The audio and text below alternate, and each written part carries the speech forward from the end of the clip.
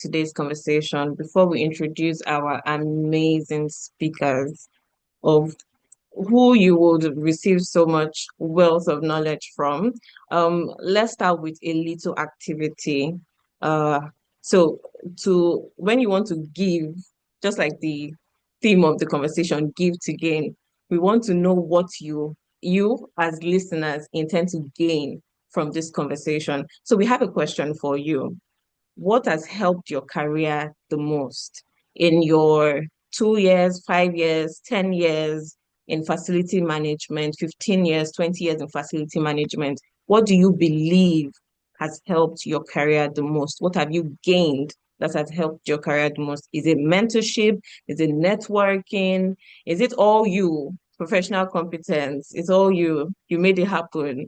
Is it workplace opportunities? Is it sponsorship from senior leaders? Please put your comments in the chat box. We will be looking. So engage with us. We want to hear from you. And, We're and checking if the chat box. Okay. and anybody's bold enough to, want to say something, that would be also be appreciated. Okay, somebody has responded. They said grace, opportunities, and networking. Fantastic. Okay, I see Consistent, consistent. Yes. Please go ahead. consistent learning new skills. More. Let's understand what has helped you through your career in facilities management. Or maybe we could hear from you. Maybe that would encourage other Oh, people. okay.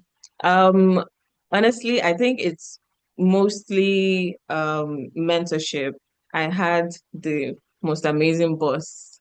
It was I studied electrical engineering, but I never knew about facility management until I got thrown into the facility management unit, and it was all new. And she took me around, showed me places, told me what to do, told me how to do it. And even when I thought I was not interested in facility management anymore and I wanted to switch to another department, she was the one that motivated me to stay, and I have zero regrets. So I will definitely say mentorship. So yes, that's mine. Yeah, and I see some more in the chat room. I see competence, I see upskilling, I see networking, mentorship, fantastic.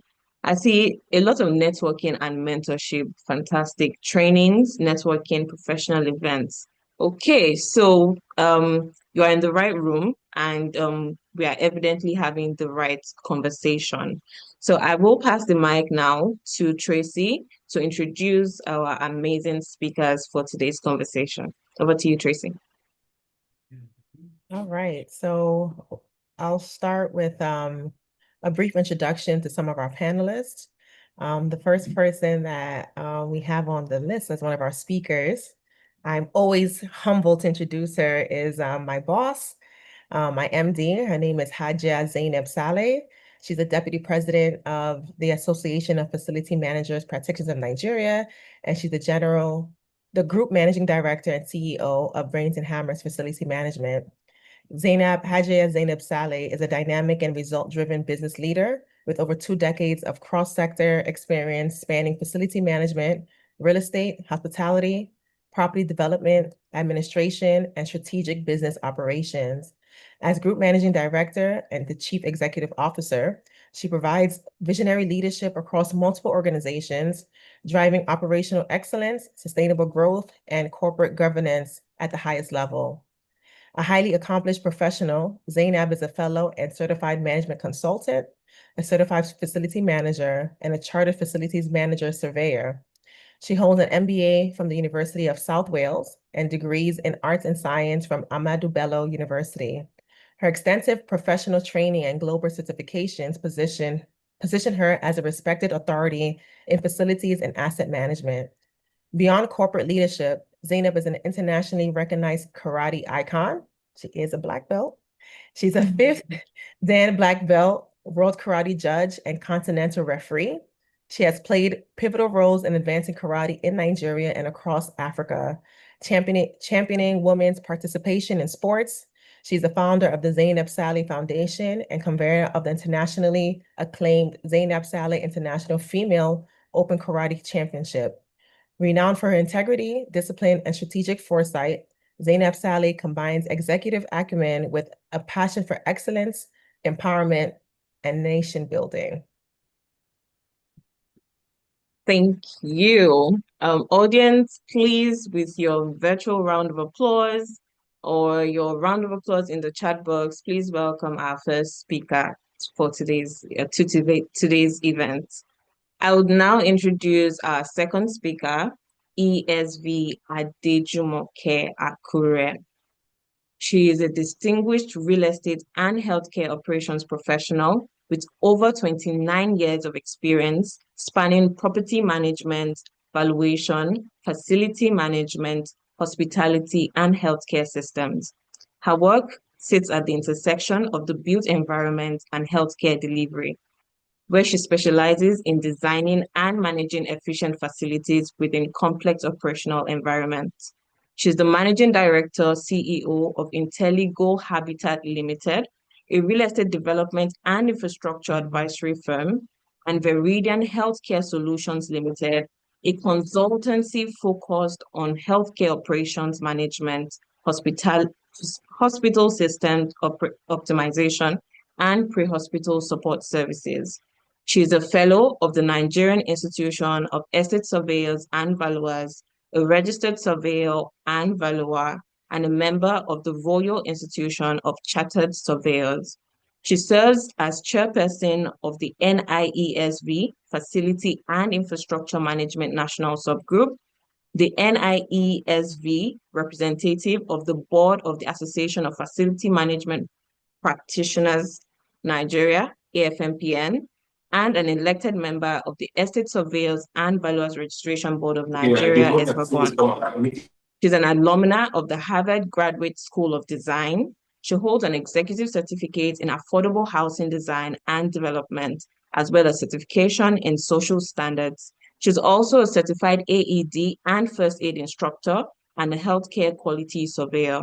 She brings a powerful blend of technical expertise, strategic leadership, and compassion to her work, and remains deeply committed to advancing ethical, efficient, and sustainable professional practices across the built environment and healthcare sector.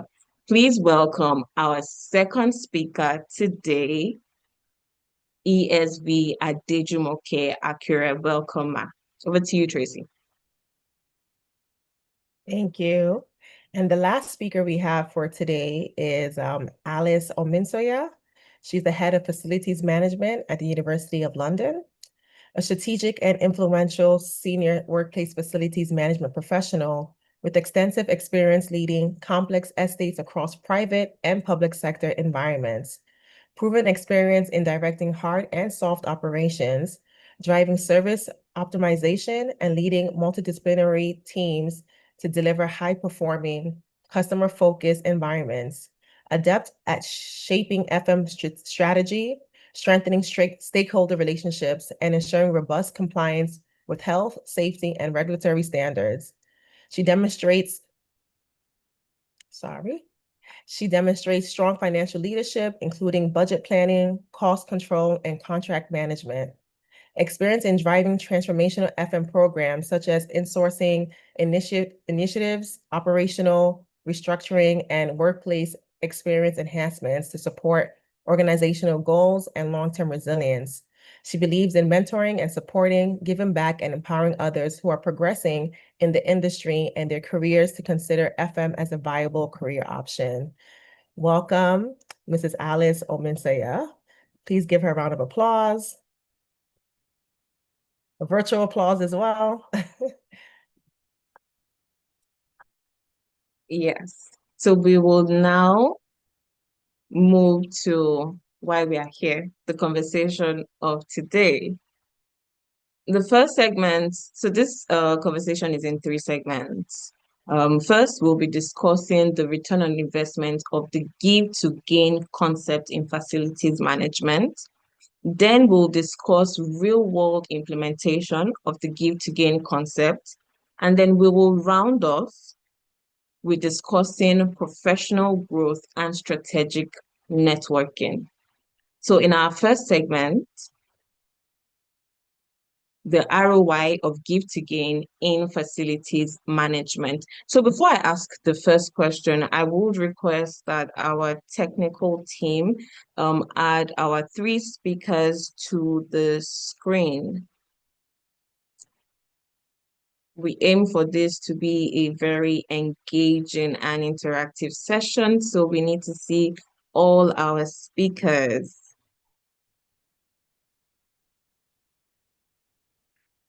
Okay, we are all here. Okay.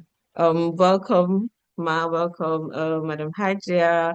Sorry, welcome Hajia Zainab, welcome Madam Alice, and welcome Madam Adejumoke. Welcome to today's conversation.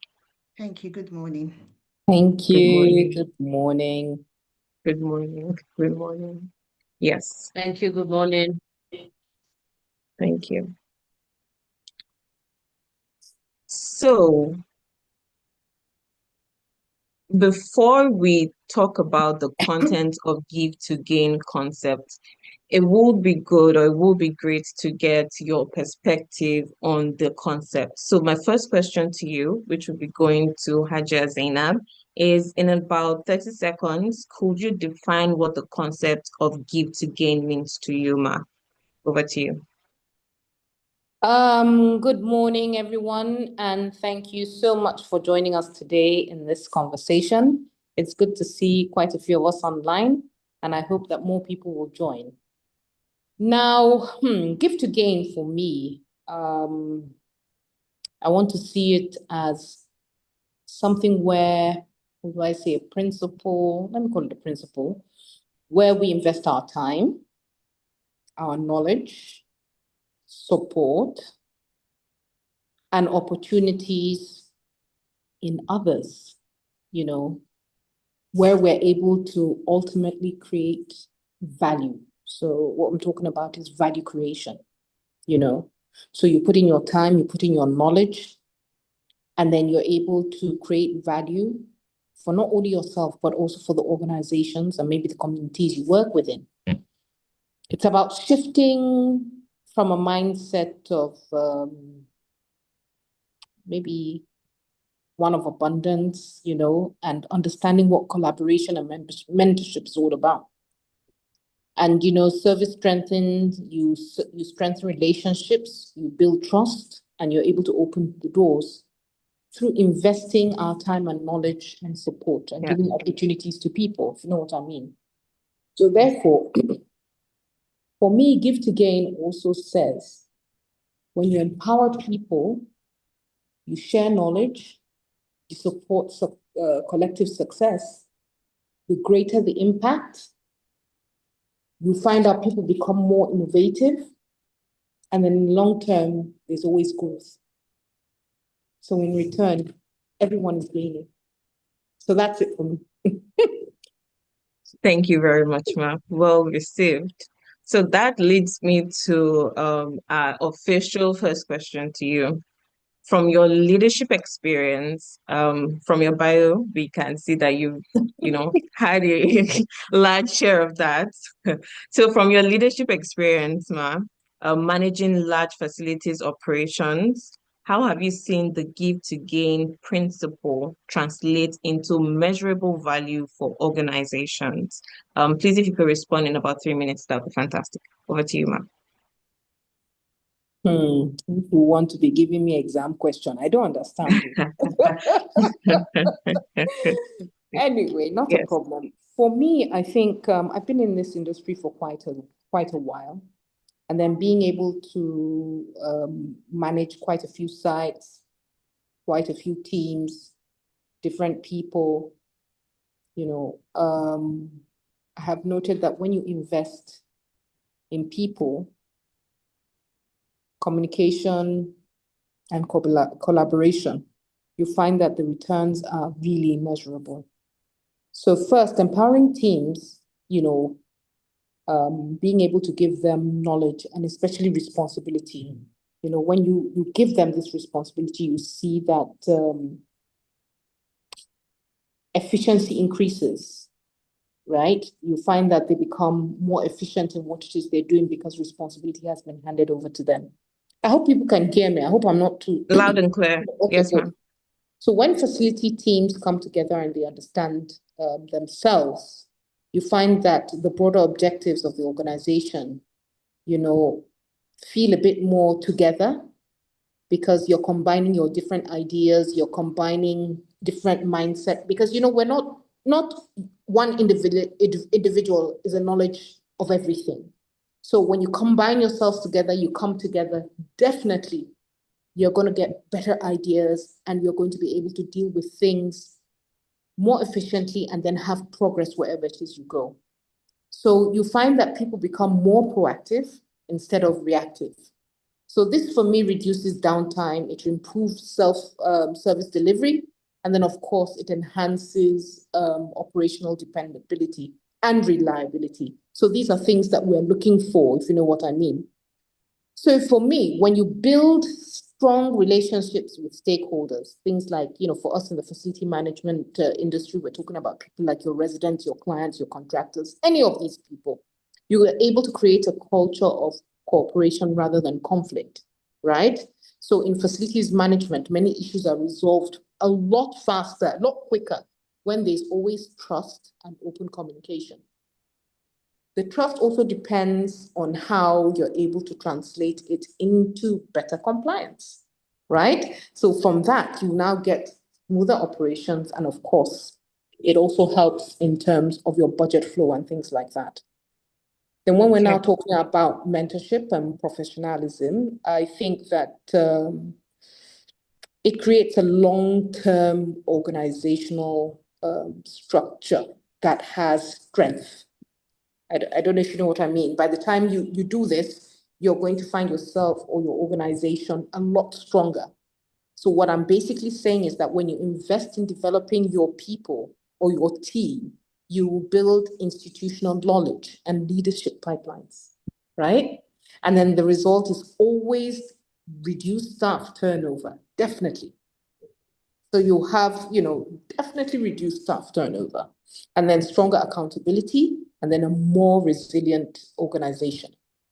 So for me, ultimately, give to gain means understanding that leadership is not about control, right? It is about creating an environment where people, right, your staff can feel valued, they know they'll be supported, and they are also empowered. And at least they can contribute to whatever it is that is going on within the organization. When this happens, you find that organizations gain productivity, loyalty, which I think is quite key, innovation, and then, of course, sustainable growth. So that's it for me for now. Thank you very much. Some people there. Thank you. Thank you very much, Ma. Thank you. That was very well received. Over to you, Tracy. Okay, our next question is to ESB Adejumoke. We're going to do the same, somehow similar questions for the first part of it. We would like to know what your concept of give to gain is. If you can explain that to us and define that to us in the next 30 seconds before we go to your main question. Your own take on give to gain. Thank you. I was trying to scribble as Zainab was speaking to write in case she decides to set exams towards the end of this program. So for me, I believe give to gain goes beyond just our assets and our infrastructure. I think it becomes more realistic for the organization when you look at it from your most important asset, which is the people. On the street, when you're on the street, the lingo is not give to gain.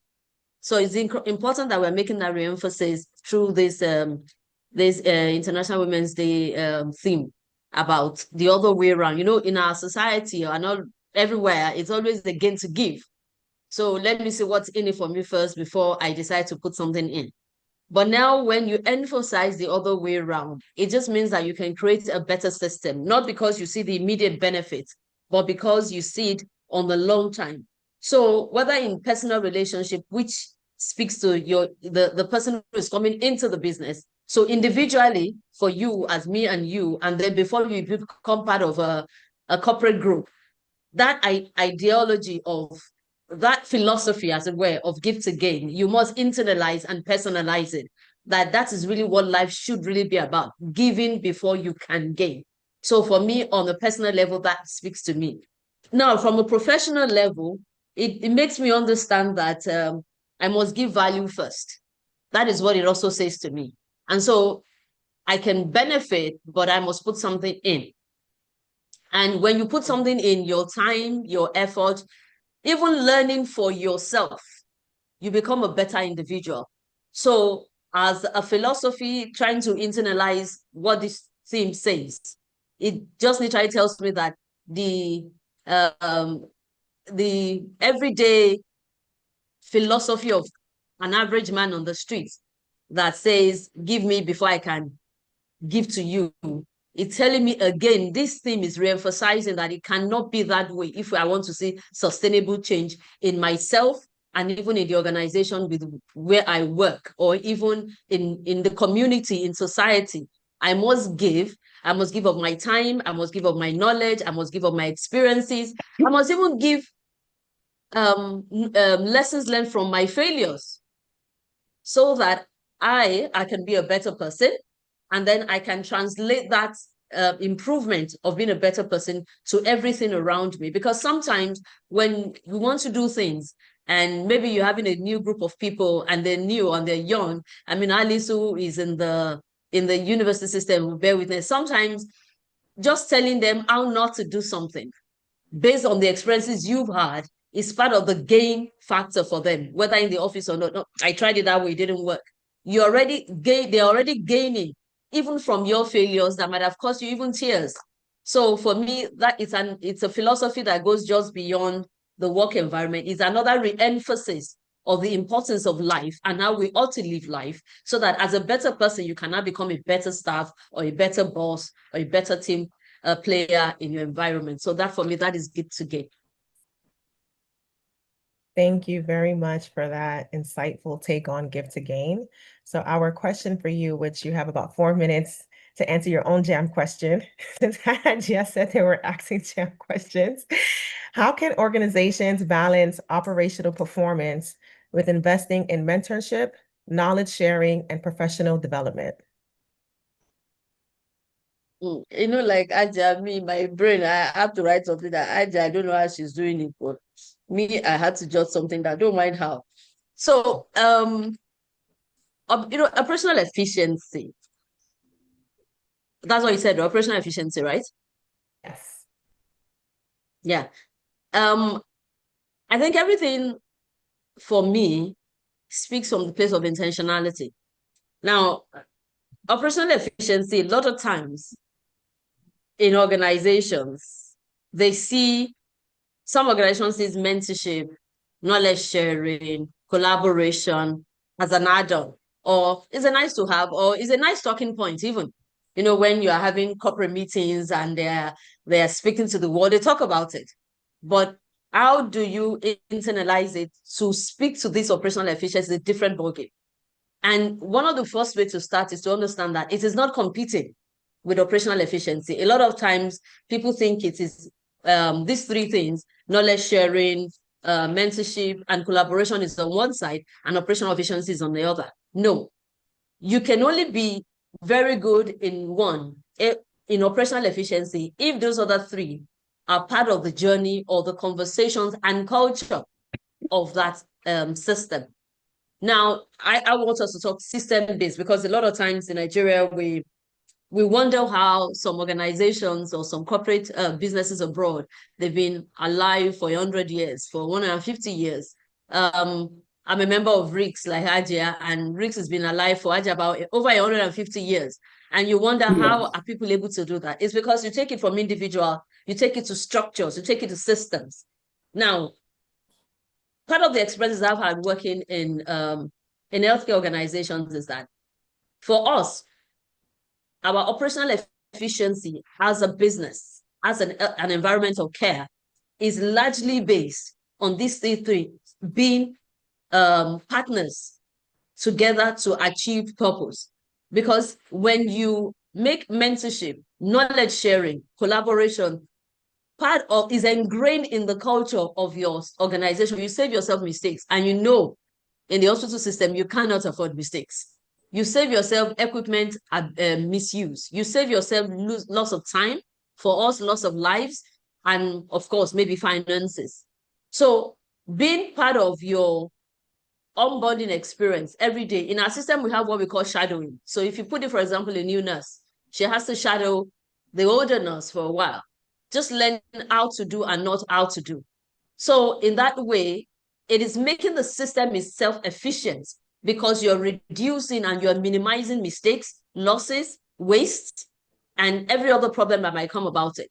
For example, when you're trying to show, let me give you an example, when you're mentoring and you're knowledge sharing, when you're about to do a simple thing like hand washing, you talk it, you show it, then you do it with them. Now, in the process of doing, there's going to be mistakes. If they are not allowed to make those mistakes at the process of learning, you and I know you don't want them to be making that mistake by the bedside of the patient. So you want them to speak to it. So that's why it is important that for your system to be efficient operationally, to run an organization, whether it's an hospital, like I said, or maybe the facilities management of a commercial space, the ability to mentor, let people know that they can come to you, they can learn, they can make mistakes and own up. They can share the knowledge they have, even if you're going to refine that knowledge for them because it's not as good as it should be. And then they can collaborate with other departments, other units, even external to the system.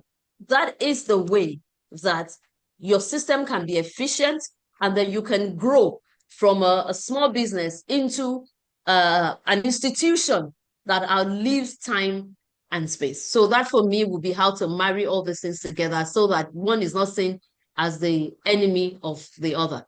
Thank you. Thank you very much. I think you've really touched on the importance of knowledge sharing and, passing information. Like you said, there's an organization that you and Haja are part of that's been there for hundreds of years and is still sustaining itself. So I think that's very, very important. Thank you for sharing that. Before we continue to the next question, I think in the height of thinking about women, you forgot to introduce our very, very special president, Dr. Lumide Aina, who is the president of the Association of Facility Managers Practitioners of Nigeria. Please don't be offended. Today's about women and we kind of forgot about you. So if you can, just give us, you can say something if you would like for two minutes. We'll give you a minute. We'll give you a minute to introduce yourself. We're so sorry about not introducing you earlier. Dr. Lumide? Hello everyone. Tracy, I forgive you. The last time Aja organized the International Women's Day, when I was invited to speak, I made a statement that we cannot move forward the FM conversation if we not carry our women along. It's just going to be a futile exercise. So because women embodies the whole, structure of management in the built environment. So facilities management is not just for the men alone. There must be equality, there must be balance and equity. And that's why we need to encourage more of our females to participate in FM. During my undergraduate days as an engineer, we have fewer lady engineers in the department. But now things are changing because engineering, yes, there are some physical hard part of engineering, even about management of built environment. But there are some other areas that women can easily flow into. And we need to, make this day like a constant day whereby we need to, invite and entice our female professionals to be part of us in everything that we're doing, not just about celebrating today alone, but being a core part of the association in everything that we do. To bring this up, we have a dedicated community for women in FM. And I want to challenge all our fantastic, distinguished women that have distinguished themselves in one area or the other, Aja Zinab, ESV, Akure, my very good friend Alice Omisanya, Tracy, yourself, engineer Amira, well, she's an electrical engineer. I just got to know the last time I met with her, and a host of other women here that let's get someone to drive the women in FM community so that there can be togetherness. We can attract people from polytechnics, from the universities, even from secondary school that don't have direction into their career path and fill up those spaces. Don't forget that the veterans are retiring. I give Madam Akure the next 20 years. I give Ajia the next 20 years. These wonderful people retire. Who are the ladies, the female, that are going to fill up that vacuum?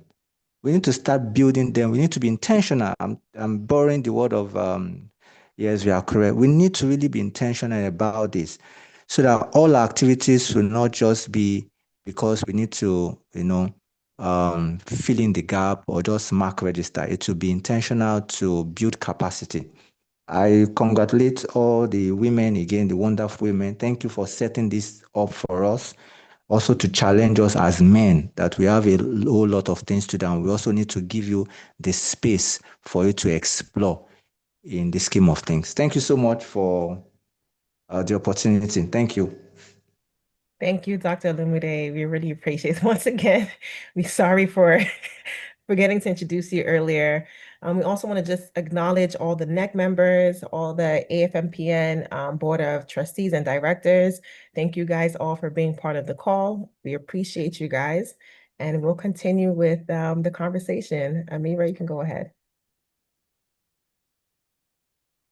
Okay. Thank you very much, Tracy, for saving us there after the error. So our next question is to Madam Alice Omisanya. So I would ask you the two questions simultaneously and request that you answer it in about 5 minutes. So the first question is define the concept of give to gain. What does it mean to you? Also, working in an international environment like you currently are, pardon me, how have you seen organizations successfully embed a culture of giving, whether through mentorship, knowledge sharing, or inclusive leadership? Over to you, Ma. Thank you very much. Thank you. Also, please address me as Alice. I like to be called my name. Thank you very much. When I saw this theme, Give to Gain, I was very apprehensive about initially posting it. Why? And I was supported by one of my colleagues in the UK as well, in terms of saying that women, throughout our lives, we've been giving. We've been giving through it being in our career, being at home, we continue to give and give and give. And then this theme is now telling us to give more to gain. So when I thought about it, I said, well, I'm going to think really carefully about where I sit with this theme and what I really believe the definition is. Yes, my other colleagues have spoken about what they believe is what the definition is. It is about empowering, it's about enabling others. But what I see as is service. Giving is about service. Service in how we train, how we develop as women, as other WFM. I'm going to be using the acronym WFM because I believe it's workplace and facilities management. It's about service. And service, when you give it, is not necessarily about you gaining back. So it's, as others have mentioned, it's about supporting, it's about your time. Service is giving your time. It's the sharing of knowledge, if they said. It's about hearing them out, being open-minded about what you see as giving, what you think that WFM stands for, what it is that you're doing to other new views about FMs. We're seeing AI being one of the prominent things that we're talking about now in the industry. We're talking about Internet of Things. It's really about excellence in your service that others will be attracted to want to gain from it. It's also for me about the service that you give to them is something that is tangible. It's tangible. It's not just about your title, but tangible in terms of they can get some smart objectives from me that they can take away with them and learn from. When I think about the gain is not a personal gain. As I said, service is about giving. You serve not to gain from it. So for me, the gain part is the benefit for the WFM environment, not just in the UK that I'm part of, but also internationally. We're talking about, and Olumide mentioned it, we're talking about we're not attracting as many people into the industry now. And one of the topic I was speaking to my line manager last week is about WFM being a career of choice. We're not getting many people wanting to come into WFM. So it's about the gaining for the WFM community that we attract new talents. They make a career of choice, not that I hate to use the term that we accidentally fell into it, which you all use very well, but I always say you stay because you love it. It's like my mind. My mind is a sort of jam. It's either you love it or you hate it. There's no two ways about it. We've all stayed whether we accidentally fell into it because we love what we do. So the gain is also about the society at large, the gaining of just as a career in terms of the circular economy, as I like to call it, that our gain is another gain for another organization. If I mentor someone, if I pour into that person and they decide to leave, so be it. Another organization is gaining, another company is gaining from it. So that's the way I see it. It's a society thing and also about the WFM. And for me, the other part of the question is about seeing it also in our environment. As it's been mentioned, you have to be intentional about it. It's about a culture of giving. And I believe in actions speak louder than words. There's a lot of words that have been spoken about it. We want to do this, but let's see the actions. Let's see in actions being done. And it's also making it part of your strategy as an organization. We talk about making money, doing all this lovely stuff, but make it a strategy. Training and development needs to be a strategy that is embedded into our vision and objectives as an organization. And one of the things is in my organization, I'm blessed that my exec director is a female, and there is more in the higher education industry that, but it's not, it's more, but it should be a balance in terms of and it's because the organization has made a strategy in terms of attracting female into our industry and to help them as well. And also, I said it's about succession planning along the way as well. So what is the strategy for it? What is our strategy for succession planning? What is our strategy to bring female into the industry or into our organization and encourage them? And it's also about programs that we put in place.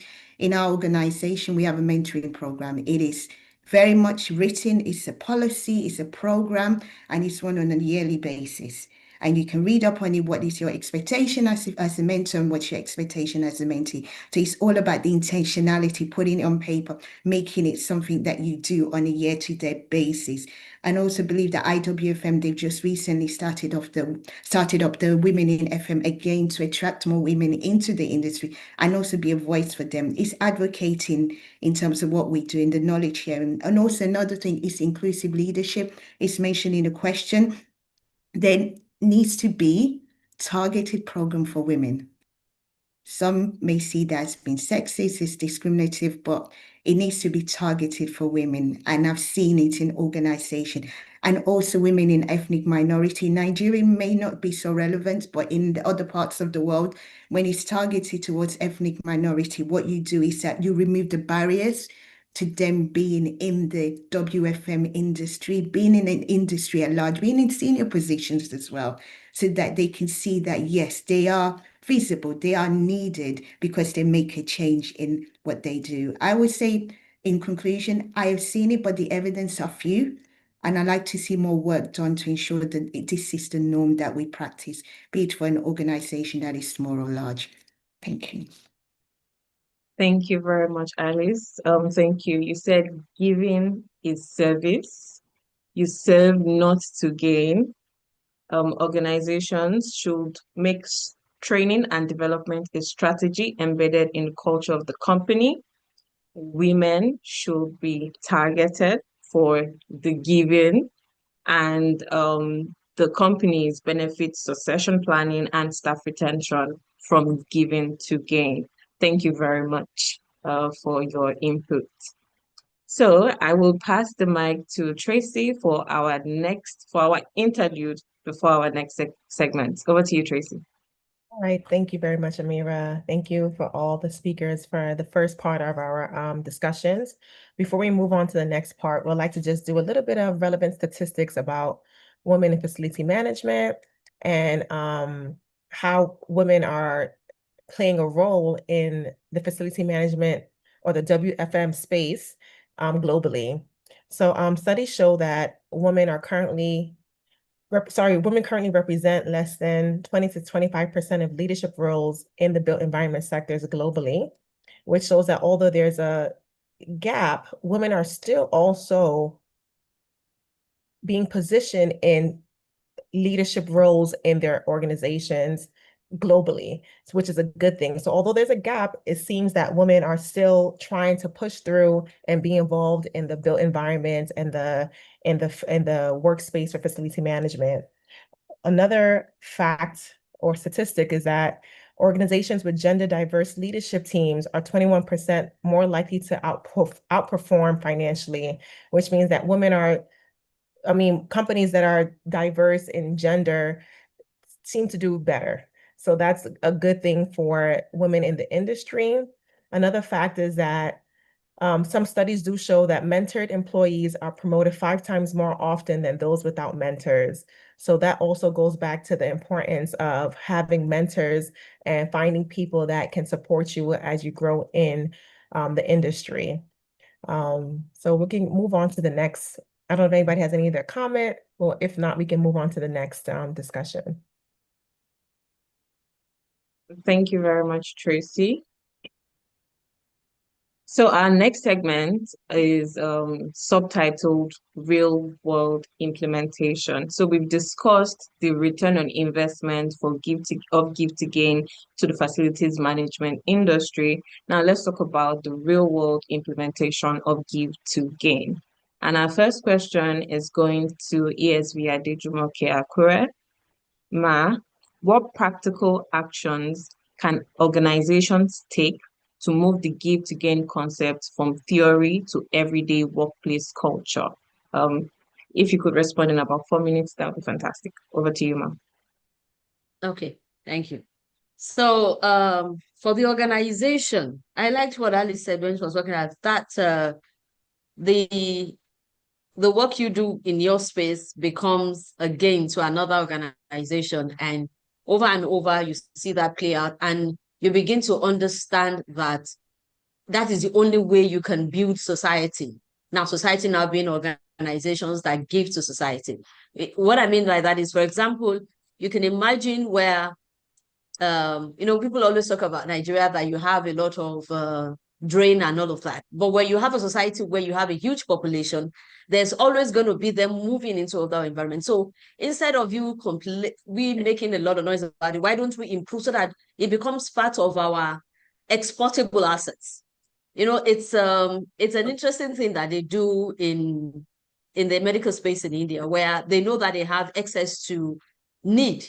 So they train their people to be exportable. So they intentionally train them so that they can become that gain in other societies. And it becomes a good business idea or a business decision for them as a country. Now, when you talk about in organization, it must be intentional shifts. I can't use that word too much.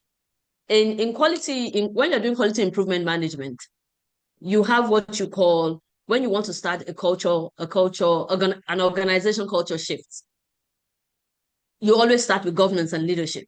Because when the governance and leadership, they must be the one that buy into the whatever it is you're trying to shift before it can now cascade down into the rest of the organization. So there must be intentional, written down, like Ali said, structured. It is part of the identity of the organization, not just in conversation, but written down, that these things that we've talked about, giving to gain in the areas of knowledge sharing, mentorship, collaboration, it is written in the structure and in the books and the annals of the organization. So that for me would be number one, for you to have an intentional shift in the culture of the organization. So they must have, for example, structured mentorship. Like what I mentioned earlier when I was speaking, I spoke about shadowing for us, especially for nursing.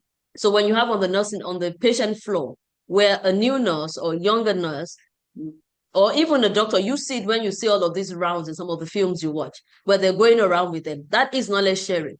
When they take them around, they are being intentional, and it is part of the structure of the organization. It's part of the culture. You cannot see a senior consultant, a consultant, a specialist consultant going around alone.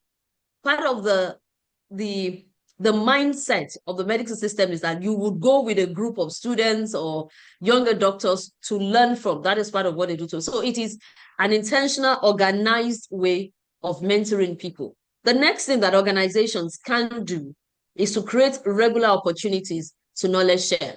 Again, let me go to one of my familiar society, which is in this case, let me use whether in the hospital or in the pre-hospital services. Pre-hospital services meaning emergency medical service and all of that. One of the things we do is weekly clinical meetings. In some organizations, they have weekly Monday meetings. But you know, those weekly Monday meetings, if you can turn it around and make it part of your knowledge sharing or mentorship system, so that you can measure it, because what you don't measure, you cannot improve. So don't let it just be written. Let it be measurable in the actions that you take. So, for example, when we are doing that, we have the clinical meetings, for example. So there's collaboration between, let's say, a doctor or a nurse is going to give a report.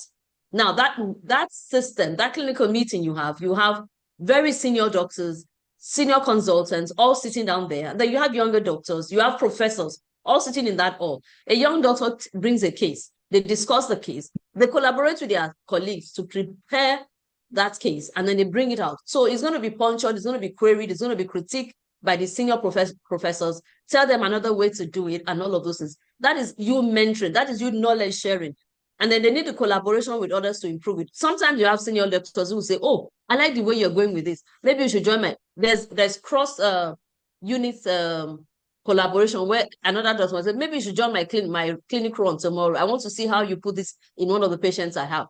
So that you can do by making sure they are, not only is it an intentional, strategic, cultural document or statement, then you translate it into the everyday culture. So taking it from strategy to operational now. Then, for example, when you have projects, you can also do project debriefs.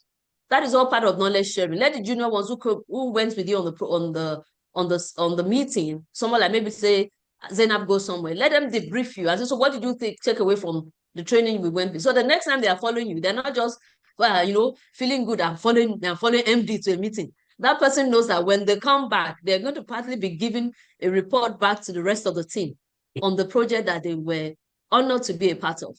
Then, for example, look at this meeting we're having, this training session. A lot of us that are here that are running organization, and maybe we have compelled our staff to join. Let them use it in the next office meeting to say, what did you think about the things that were discussed? Pick one of the issues, tell us about it, learn about it, go read more about it and come and give back.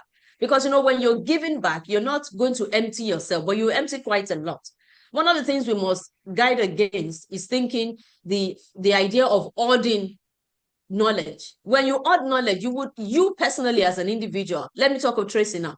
If Tracy, for example, is hoarding knowledge, Tracy, it's not a cost. Tracy might not really go beyond where she is right now, because what you're showing your employers is that you are only fit for here. You're not making room for yourself to go higher. So when there's a chance for a bigger opportunity, say, no, Tracy is managing those, even though Tracy is micromanaging that unit, Tracy is managing it so well. Those that rock the boat. And so opportunities will pass on by to somebody else. It's like the Dead Sea. The only reason the Dead Sea is a Dead Sea is because it takes in and doesn't give out. So you must be able to share. The more you empty, the more you can take in. Now, the third part of that is organization must now reward collaborative efforts. Don't let people become cynical when they've given and they're not seeing that what they're doing is being recognized or it is valued. And in service recognition, if you're not recognized for what you do, it's not by giving money, it's not all of those things. But let them recognize, let them lead bigger team, let them be in bigger places where they can constantly improve themselves. And it also helps in workplace mentality.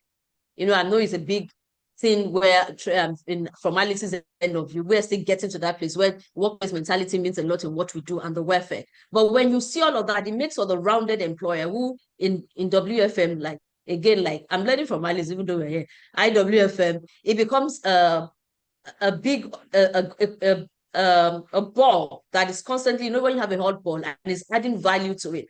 And that is the way that an organization can, put their money where their mouth is, or put their mouth where their money is, which I don't know which one goes. So it's not just to say it, it's to see it. And then it must start from the leaders. The leaders must be doing it as well. The leaders must not be micromanagers. They must not be the one who is not allowing people to speak their mind, or not be able to express or be collaborative or share experiences, or be afraid, like what Ali said, that they will take it to somewhere else. Because if we have just one unit, the industry would not grow and the nation would not grow if you're only trying to audit into one company instead of letting it spread out and become a people culture, an identity of a nation. Thank you. Thank you very much. ESV Adejumoke, you highlighted that everything starts at the top. It starts with the governance and leadership of the organization, including it in its strategy documents, clearly stated out and written. You also said it should be incorporated in daily routines, it should be measurable, and feedback should be sought from the gainers of what is being given. Thank you very much. Tracy, over to you. Before we move on, you have to do it like, the Gen Zs, you have to clock it. Okay. All right. Our next question is for Hajia Zainab. So we're going to give you 4 minutes and I'm going to ask the question. Many women in the built environment still face structural barriers. How can senior leaders intentionally give opportunities that create space for the next generation?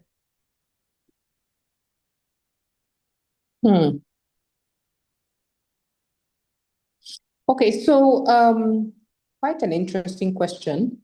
But with regards to most of the conversation that we're having here today is all about being able to give people the opportunity to show what they've got, so to speak.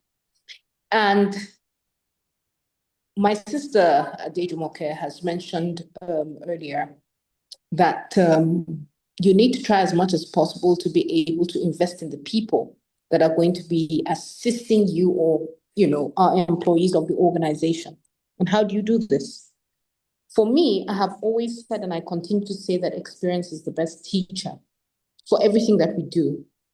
And when you come into something today, for example, or you go into any business or you become an employee somewhere, you have to be very intentional about what exactly you are doing in that organization.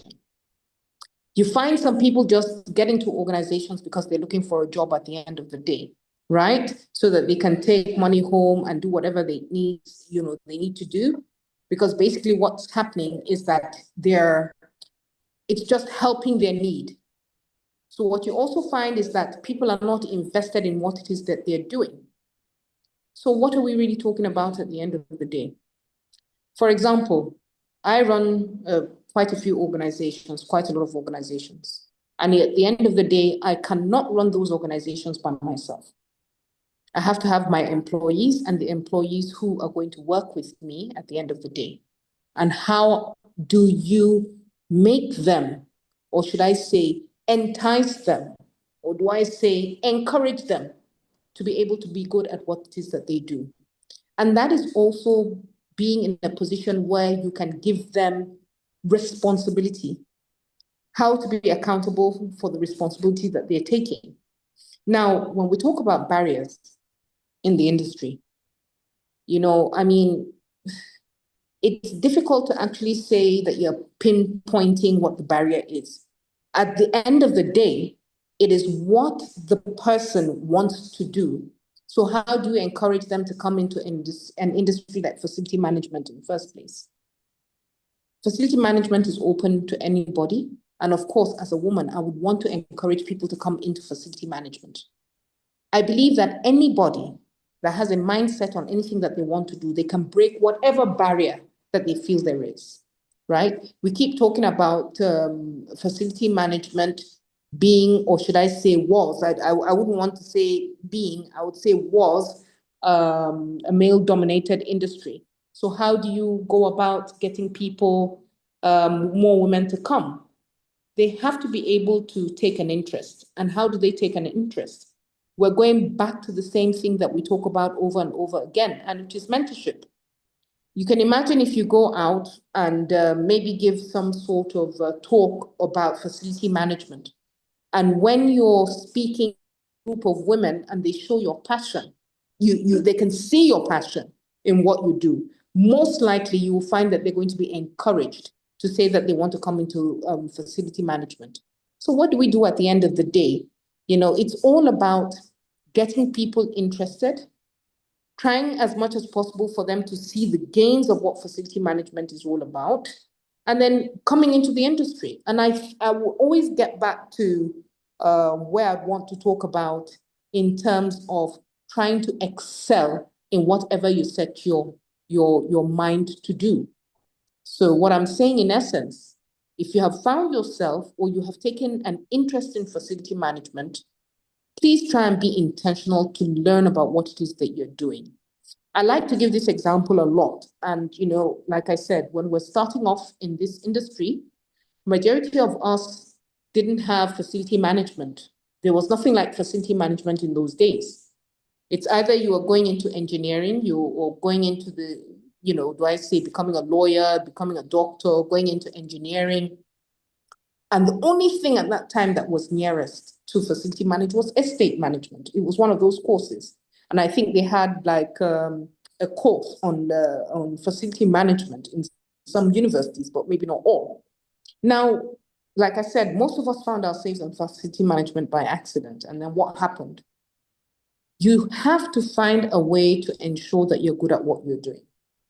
So for example, if I had someone that was coming in to service a generator, I would always make sure that I follow the person to the generator area and always ask questions.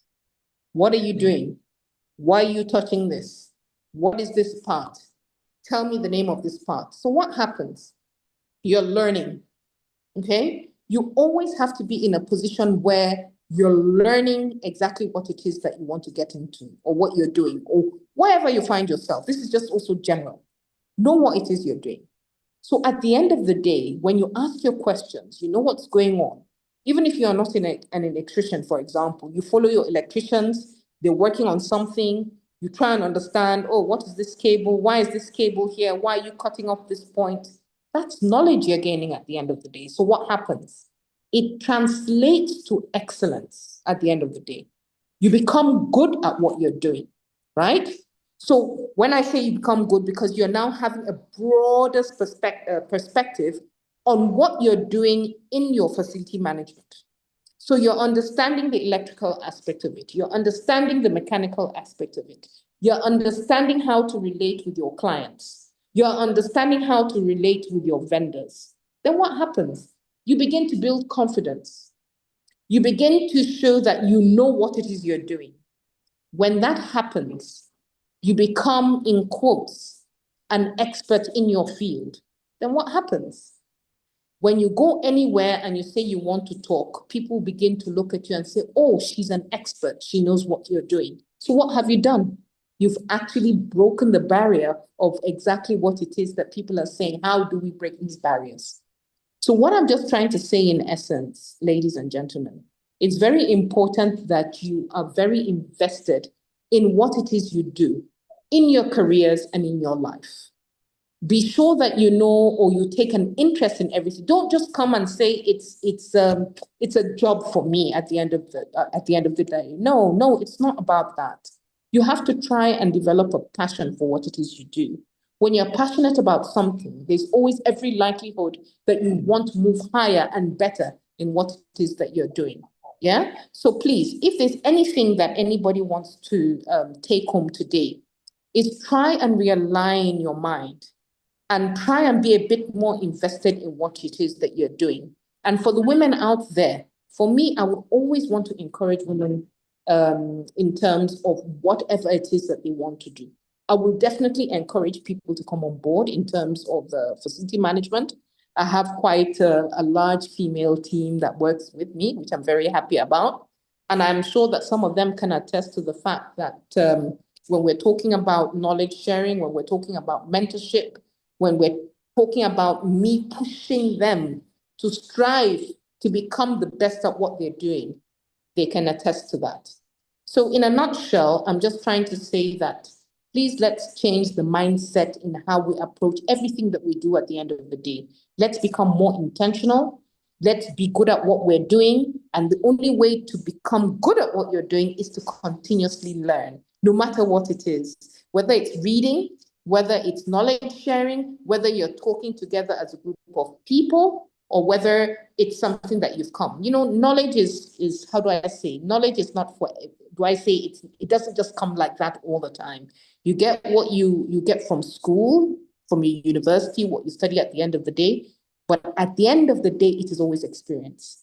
Experience will always and will continue to be the best teacher. So, ladies and gentlemen, I hope you've taken one or two things from what it is I've said. And Tracy, if there's any other question, I hope I have answered that question for all of you. Thank you very much, Hajia.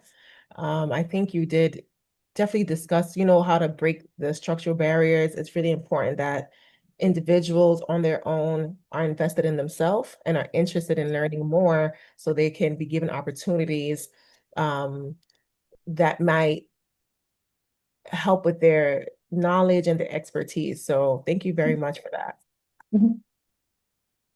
Amira, over to you. Thank you. So our next question will be going to Alice Omisoya. What are some practices that organizations in global built environment sectors are implementing to ensure women not only enter the field, but thrive and lead? Over to you. Thank you. What is it? Well, the word for me is ensure. That's the operative word. It's an active word for me. And one of it is by removing barriers that stops women from entering in the first place and also staying, be it visible and invisible one. And that's first one for me is job applications. When they are advertising jobs, what are they saying? What is it that they put in there? When a female looks at it and says, oh, I can't do this. For example, if you say that you need a facilities manager who needs to work from 7 a.m. to 9 p.m., a woman with a career, with a care, responsibility at home, be it elderly parents, they need to look after our children, will automatically be demotivated in applying for that job, isn't it? Because you're looking at, I've got to make sure that I look after the elderly, need to drop the kids off, make sure that they're at home at the time, to make sure that, you do their homework, cook and things like that. So it's been intentionally removing those barriers, changing the language of our job application, where you're talking about flexible working. In the UK, one of the acts that legal thing they've implemented is Equality Act 2010. And it talks about, it clearly states that it's illegal to discriminate against certain protected characteristics, being the sex, the gender of a woman, women that are pregnant, women that are on maternity leave, things like that. It's really important that how do we ensure it is making sure that what we're doing, and when we're putting things out through a job advert, that we're considering these protected characteristics who have all the technical skills and can do the job as good as another a male counterpart, but can't because of career or caring responsibilities that they have and they need to fulfill as part of their life. So that's just one of them in terms of the wording of the words that they put in it. And also making sure when they are in, making sure their facilities catered for women. In the UK, one of the things we do, even in my organization, is, and I'm proud of it, is that when a woman is pregnant, there are risk assessment that needs to be done for the female. and she has a female body to help her, just check in on her, see how she's doing. And in the facilities management and workplace facilities management, is so important, especially if you're going to sites, one of the sites that's just been handed over, they have a body system which that can just encourage you, make sure that you're safe in terms of you have the right PPE to do the job, the risk assessment, just checking in on you to make sure things like that. Women who are going for IVF, they make provision in the policy that they can have time off to support them in what they're doing, or be they just coming back from maternity leave and things like that. And I also believe in terms of what what Miss Zainab said is so important in terms of the industry where we're coming from, the traditional view. It's been very much male dominated, has changed, but it's still changing. I say that in all respect to men, and see my journey throughout, and some of the things that are said that should not be said. And we all smiling here, but we've experienced it. And it's about training FM practitioner in terms of things I say that make women feel uncomfortable. I would say, darling, dear, things like that, that this in a way can devalue a woman in terms of the job she done. Are you sure you can do that? Do you need me to give you boots? Do you think in your IELTS that you just kind of language needs to change, especially for someone that's just coming into the industry, a Gen Z that is in a world where it's very open in terms of women can do the same role as men. And study shows that when we have women in the organization, that we aid better decision making, isn't it? In terms of what we do. So it's really important that we train organization trainment. We have a program about inclusive leadership, and it talks about the language that we use towards other people in terms of you may not be offended because in your culture it's okay to say that, but in the working environment it's not okay to say those kind of words. So it's important that we train, and it's not just the organization. I also employ women to challenge those language that you're not comfortable with. Challenge it just in a polite way and just say, thank you, but please don't call me this. I prefer to be called by this. It empowers you, and they know that you are empowered to make the changes that you want to do as well. I talk about making sure that we have this is alliedship is another thing that is important. Allied in terms of finding other women who will advocate and support you, especially when things are not right. It's really important that women have those allies that you can go to. Another thing that I would say is equal pay.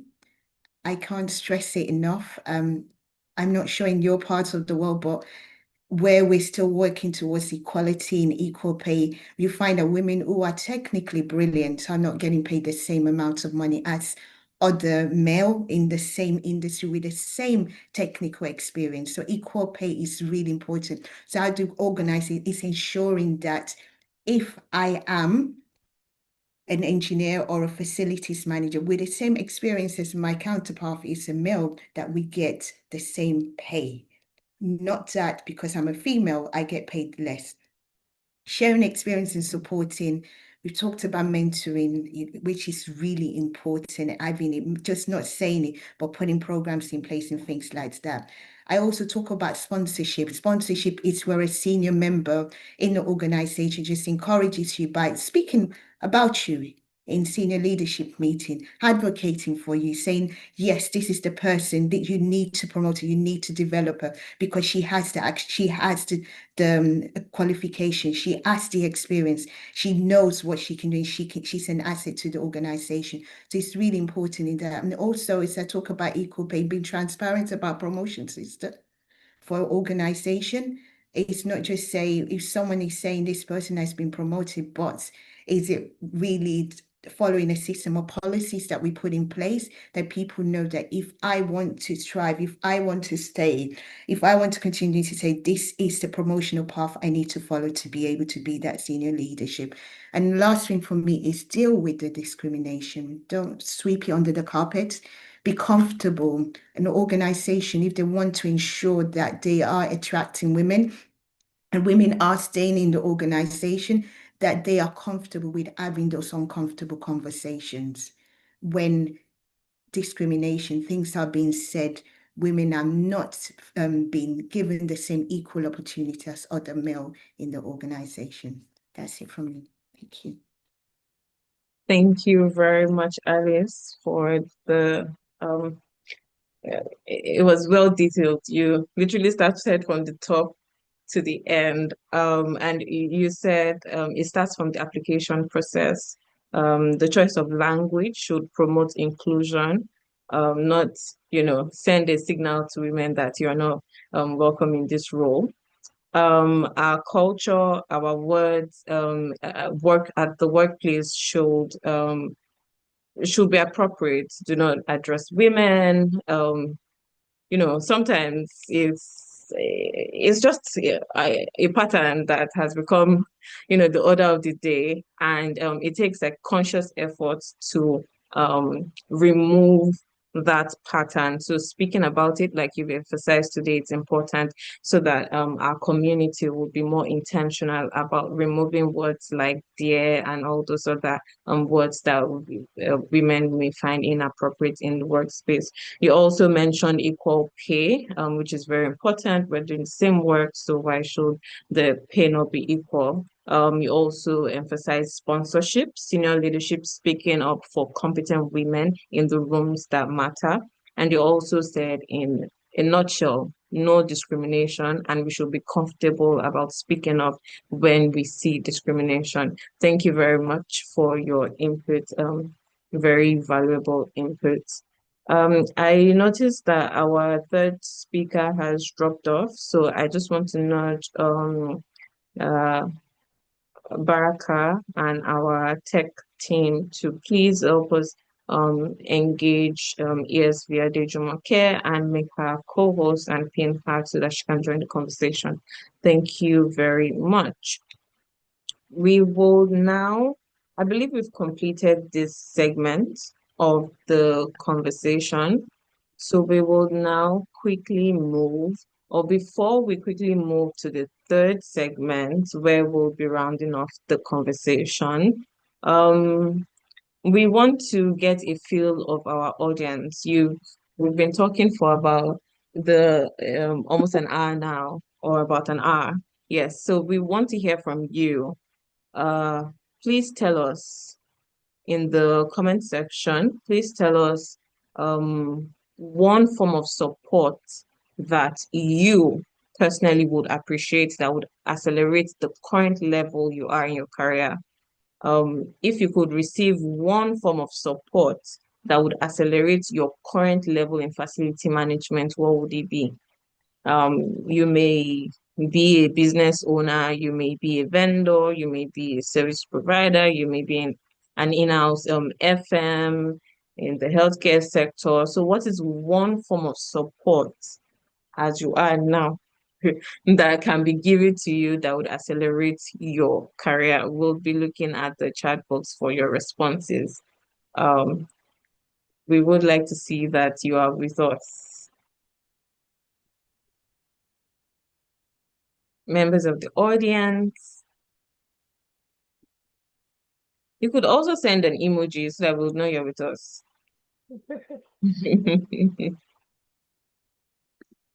Okay. Okay. I see Baraka. We should probably give her cheerleader of the event.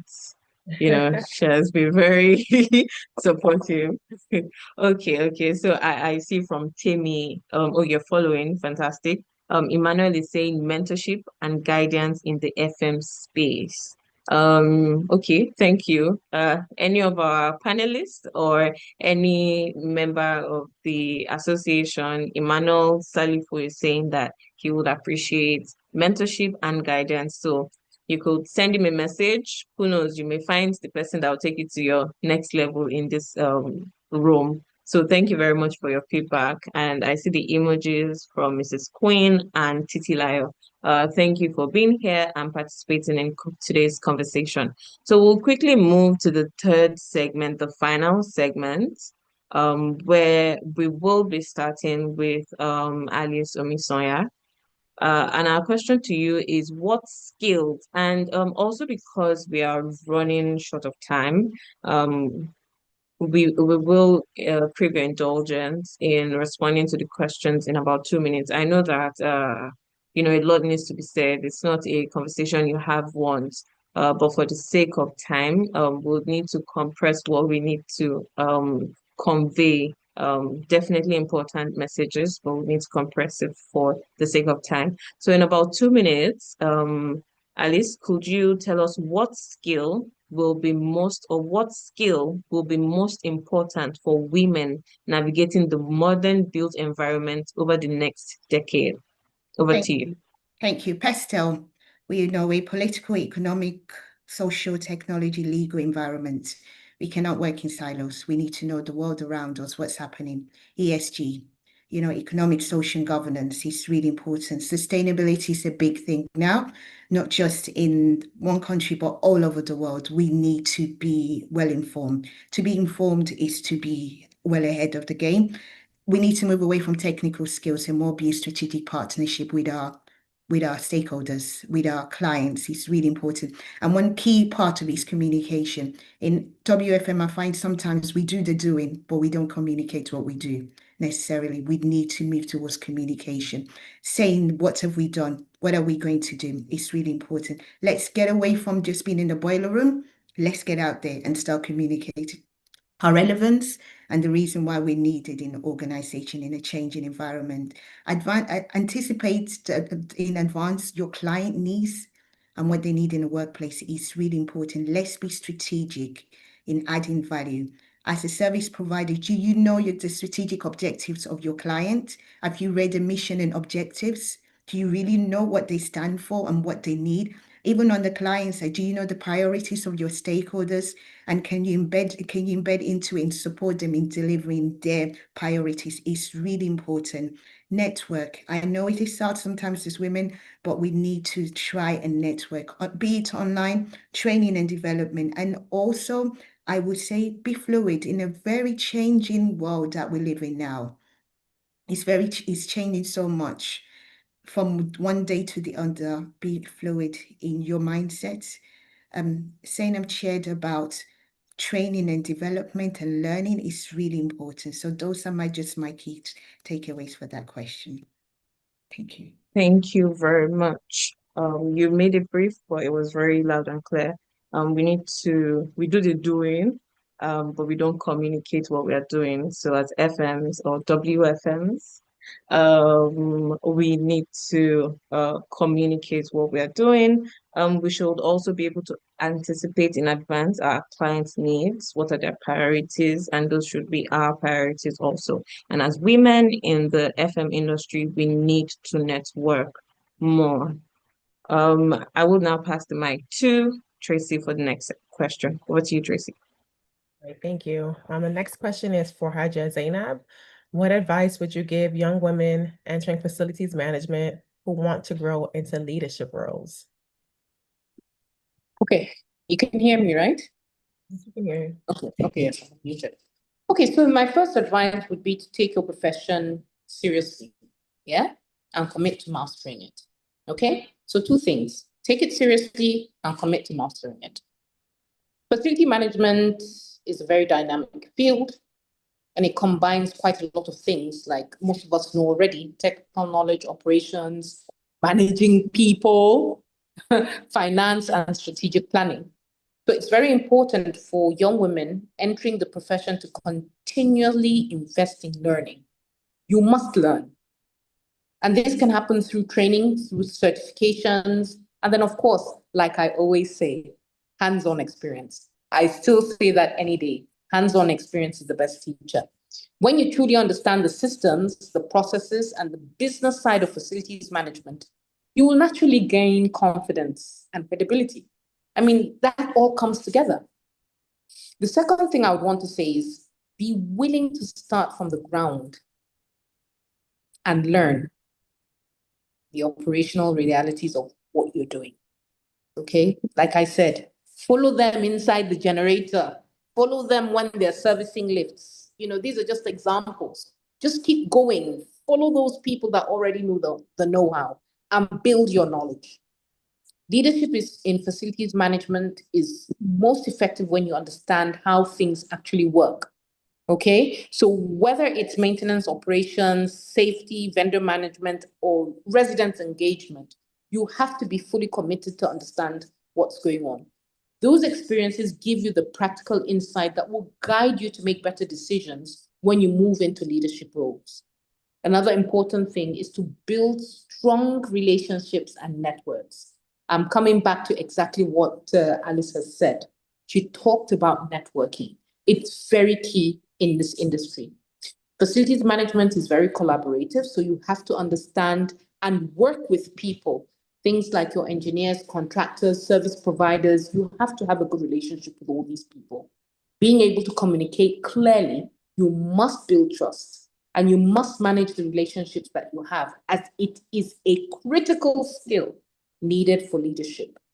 I would also want to encourage young women to seek mentors. So we're back again to the discussion of mentorship. Having someone who has walked the path before you actually helps you develop yourself. Yeah. So it gives you guidance, it gives you a different perspective, and sometimes opportunities that you may never have actually seen within yourself. At the same time, don't ever, ever underestimate the value of peer networks. Okay. So we're talking about your peers, you're talking about your colleagues. Learning from your colleagues and supporting one another is very powerful.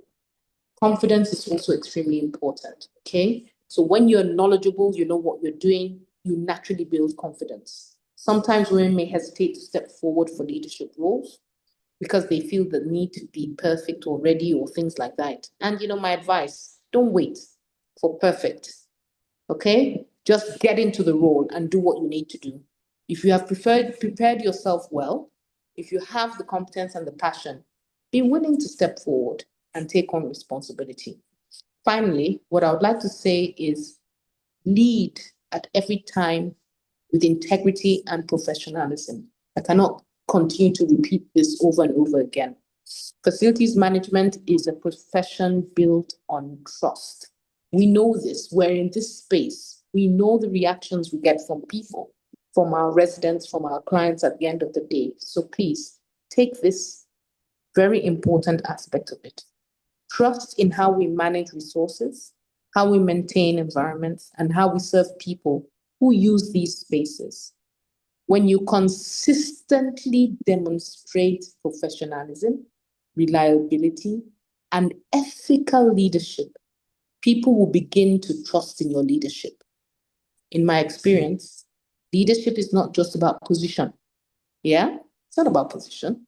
It's about the value you bring, right? The people you empower. And then, of course, the standards you uphold. If young women focus on competence, right? Continuous learning, collaboration, and integrity, there is absolutely no limit to how far they'll be able to go into this profession. Oh, and something importantly, as you grow, remember, lift other women along the way. Because the more we support each other, the stronger the profession comes. And I'm now going back to what Dr. Olumide had said in terms of knowing that facility management should be driven by women. So that's for all from me for now. I hope you could hear me and it was clear, right? Very, very clear. Thank you very much, Hajia. As somebody that works directly under you, I can say that that has been one of our standards in our organization. I started 10 years ago as a youth corper, and I'm now the general manager of the company. So it's very important that, we look into having integrity, being intentional about your personal growth, and nobody can, even if you have a mentor, nobody can hold your hand to do that. That's something that you have to really just do on your own and want to be consistent in the environment. So thank you very much for that feedback. I'm sure there are a lot of young people. I'm still young, but I'm sure there are younger people in the industry, but 10 years is not that young. I think that's a good amount of years that are still trying to grow. And if you take the advice from all the wonderful women that have spoken today, I'm sure that you can apply yourself to continue to grow into leadership roles. So thank you very, very much for that advice and feedback. I'm not too sure if ESV Adejumoke is back on the call. I don't think so. I think She's she came. having network issues, so it Yeah. keeps throwing her out when she comes in. I think from here we can just move into because we're almost done, the rapid fire advice. Yes. So we'll just Yes. ask our two speakers, Alice and Haja, if they can just give us 1 minute each rapid fire advice. I'll start with Alice. What's one habit every woman in FM should develop? Be kind to yourself. Why? In a world where there's so many things going on, we're juggling so many things are pulling you in all directions. Be kind to yourself. Be it you take time out, exercise, whatever you like doing, cooking, be kind to yourself. It is important. Have something away from work that you do that you can use to just relax and just detox. I read just this morning that 54% of women who go into senior leadership position in FM experience burnout. Why? Because they're not kind to themselves. You have nothing to prove to anybody, just to yourself alone. Please be kind to yourself. Take time out. You don't have to you don't have to work 24/7. Please, you don't have to delegate. Has been spoken by the phenomenal women on this panel and also the moderators. Delegate, please do delegate. Leave it till tomorrow. It can be done tomorrow. The world will not end. Go on holiday. Take time out. Please be kind to yourself, including the men on this platform. Be kind to yourself. I have learned that it's so important that you go away and you come back refreshed and able to make informed decision, not decision based on just because you're working at 50% instead of 100%.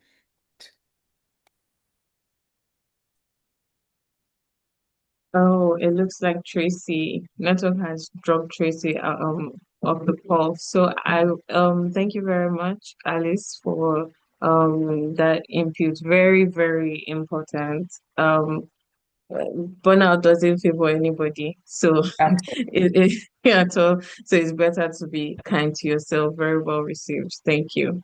And I'm sure that would hit home for almost everybody in the room. Haja, to you, what's one mistake women should avoid making in the FM space? Okay, so before I answer that question, I just want to go back and reiterate what Alice has said. Please take your health seriously. Your self-care is very important, and we cannot overemphasize that particular point. So one mistake I think women should avoid is underestimating their value. I think it's very important, or waiting too long to step forward. Don't do it. Own what it is you're doing, really. Sometimes women feel that they need to meet every single requirement before taking on a leadership role. No. It's what you do that will get you recognized. So you don't have to sit down and wait for everything. So be intentional, be out there, put yourself there. If you have prepared yourself, developed competence, and have something meaningful to contribute, don't hesitate. I don't see any reason why you should hesitate. Just put yourself there. And your confidence in your abilities is just one of the most important competencies. Yeah? Be confident about who you are and what you're capable of doing.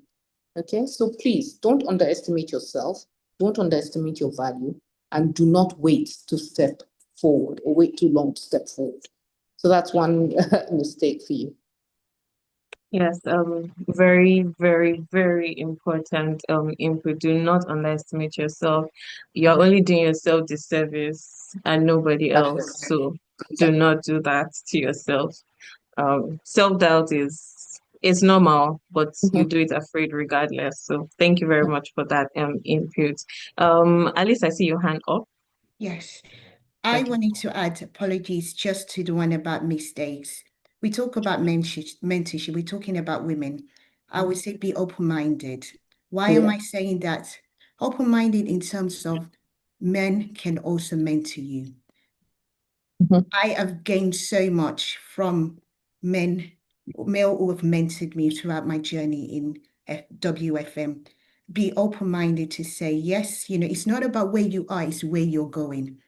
And you need someone, be it a male, be it a female, that is where you are going in life. So be open-minded to allow men. I've had white men mentor me throughout my journey, and I've gained so much from them.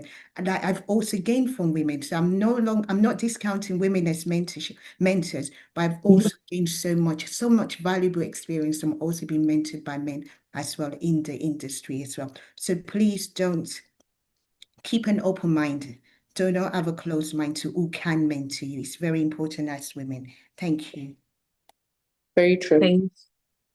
Thank you very much to our two speakers. Oh, quite sad that we don't have Savia Dijumoke on the call. I'm sure she would have done justice to the last rapid question and her other question that we would not be able to take. So this is a good time to quickly get feedback from the audience. You've heard valuable insights from our panelists. Now we would like to open the floor to our audience. If you have a question or for any of our speakers, please drop it in the chat room or raise your virtual hand. Just a moment, let me check. Okay, so we don't have any We have yet. Sorry, Okay. Yoma Yes. has his hand up, so I don't know if they can unmute him so he can ask his question. Okay. Yoma Thank you very much. Good afternoon, and thanks for the would I say great session. And it's not just a session; it's something that would cause even us as men and professionals to go back to the drawing board.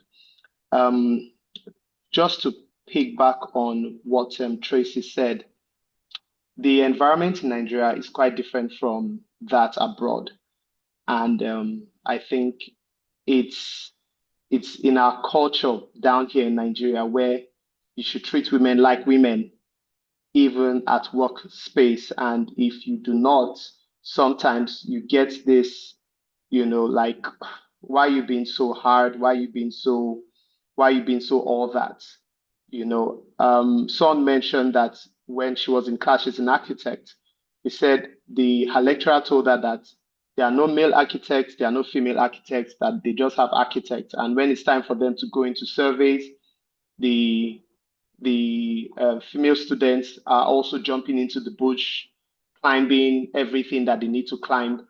And sometimes it may be perceived differently in our immediate environment, like, oh, don't you know she's a woman?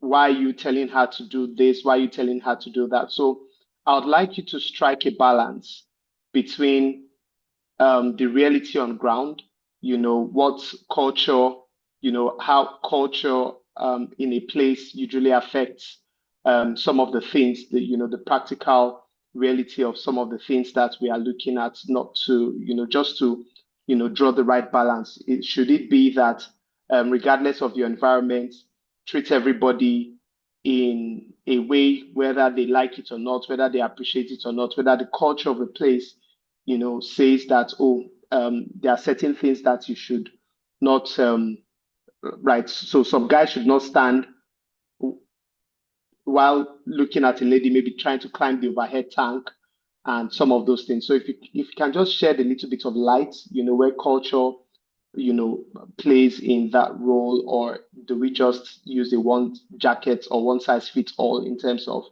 working with women in the workplace? Thank you very much. I don't know if my question is clear. Yes, and it's a familiar question, if I must add.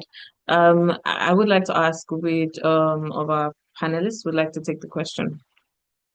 I'd like to hear from both of them, actually. Okay. I think yeah, thank you. Okay. I will pass the mic to Alice. Please give us the response and we will take it. What are your thoughts? It's a common, it's a common argument that comes up, or a common feedback that comes up. So yes. Thank you for the question. It is always common, wherever you are in the world. And like I said, one of my answers to one of the question is about changing our language and our tone in terms of how we see and what we view as what women can do and not view. But also taking into account as well some other things as well. Equality is good, but equity is something that we strike a balance here in the UK, and that one that they're constantly working at, not just for women, but for people with disability in the workplace as well. What things do we need to put in place to help them to be able to do the work of an architect? It doesn't mean that it's not equal, but we put those measures in place so that they can show up. They've got the skills. It doesn't mean that in any way that we now say that the man is more competent or not. Like I said, equal pay should be about your technical skills and that you're able to do the job. It should not be based on the fact that you're a female or a male. It should be about your technical skills. You've got the qualification and you can do the job. So yes, there is a balance to be had, but there's also equity that needs to be put in place. They say that not all fingers are equal, is that right? And there are things that you need to put in place to help that other person to be able to do their job and support them. Hence why I talk about things for women that are coming back into the workplace after maternity leave, putting breastfeeding facilities in place for them who are pregnant, doing risk assessment, allowing them time to go for their antenatal classes and things like that. But I also believe that men can also help us by changing their languages. Well, I know that in Nigeria, I am a Nigerian, not by birth, but because I grew up in Nigeria and I've seen it, that we see women, their job is in the house. It's more than that. The world has changed. Men need women. As much men need women in the workplace to provide the balance that is needed. That's just my thoughts, my small thoughts on. Thank you very much, Alice. Haja Zainab, what's your feedback? You see, this question, as far as I'm concerned, is I don't know whether to. I don't want to call it a bit of a touchy top subject. It's not touchy per se, but maybe just the reality of how we see certain things. And this is why I will always come back and I will continue to say competence is what is going to change the narrative of however people see things, right? So for me, yes, we're all equal when it comes to when we're going to school at the end of the day, what it is we're studying, whether you're an architect, whether you're an electrical engineer, you're a man, you're a woman, you're all going to study the same course. And then at the end of the day, it's how much you study when you write your exams and then your results that you come out at the end of the day.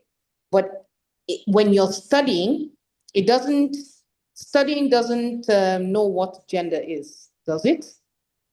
You sit down, you study, you come out, you go and write your exam. So there's no issue in terms of gender.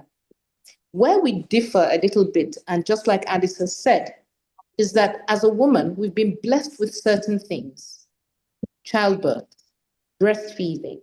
And this is where you may say that we differ a little bit in terms of our genders. This is how we've been made by the Almighty. And of course, you have to also be able to say inclusion is key, so that you can give the women the opportunity to be able to deal with these blessings that were given to us in the long run. But then when you're talking again, and I'll say it over and over again, no matter who you are, you must be able to show people that you know what it is you're doing. So I believe the best way to balance all this stereotyping that are coming in is to ensure that you're competent in what you do, you know what you're doing, you're confident, and you can show consistency. So when I say competence, when you demonstrate a strong understanding of what it is you do, and you show and you showcase it and you put it forward, you have your onions up here, you'll find that all these, do I call them stereotyping now or imbalance in your field, they start to erase, they come away, they're removed. And then people will look at you in a different light, So it shows that you're knowledgeable and people will also, respect you for what it is that you are doing. So when we now talk about confidence, Your voice and your role is very important. Women, obviously, sometimes they find themselves being second guests in technical environments. So it's the same thing. Know your onions. If you're doing something and you know that this is wrong, voice it up and say, no, this is wrong. You don't have to sit down and be quiet and demur and say that you're not going to be able to open your mouth or voice your opinion because you're sitting amongst men. No. Leadership is persistence, and you have to be able to show that you can grow and you can participate consistently in whatever environment you find yourself in. So knowledge is very key. Understand what you're doing. Then another thing is professionalism. I mean, we've talked about this over and over again, and I believe that these points are the key ones to distinguish you and say, no, I don't want to be treated in quotes as a woman in this environment as a second-class citizen. No, show your work. Be out there. Show people that you know exactly what it is that you're doing. So I hope that this addresses your question, Yoma. And wherever it is everybody is, we should be able to create inclusive environments for everyone. Alice spoke about this, irrespective of who you are. So when organizations encourage diversity of thought and provide equal opportunities, equal underlined, for contribution, it naturally reduces this, I'm going to call it stereotype, Yoma. It actually reduces all this, right? And then the approach has always been to focus on excellence. I keep saying this over and over again. Lead with professionalism and then create opportunities for others. Yoma, I hope both of us have been able to put some sort of context to your question.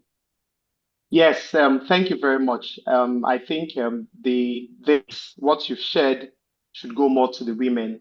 They should step forward. They should do the work. Yes. And not, expect to be. So there's this slang among Gen Zs, oh, soft girl, right? If you want to do the work, you want them to see you as a professional, you want to go into the place of leadership, then you should be ready to roll up your sleeves and do the work, as against just like, oh, I'm a woman, I shouldn't do that. Of course, when there are special circumstances, reasonable men should understand that these are special circumstances and women should not put themselves, you shouldn't put women in harm's way to say, okay, because they are professionals. But anything outside those special circumstances, women should be able to step forward and do the work, write the grades, go the distant mile and show that they can actually, be part of the table, which God has created them to be. Thank you very much for your insights. God bless you. Thank you. You're welcome. Thank you very much to our two panelists. I'm tempted to contribute, but I would. Apologies, please do. I was You're I was back. thrown off. Apologies, Okay. I was Yes. thrown off the program. Yes. We absolutely missed your presence in the conversation. Yes, we are in the Q&A segment, and we got a question from Mr. Okay. Yoma. Our two panelists have spoken to that question. So I see our president's hand up. Let me keep quiet. Okay. We will now pass the mic to Dr. Olumide Aina for his question. Over to you. Okay, thank you very much for giving me the consideration to speak. I want to just further respond to what Mr. Yoma said about enabling the ladies, the women. I feel as an association, we have the responsibility to be very, very strategic and intentional, as in create that opportunity for them. I'll give an example. I think I've mentioned it somewhere before. After my graduation from the university as a young engineer, I was told to join RAEC Center. That's RAF something engineering center at Ikeja, that they'll be able to get a job.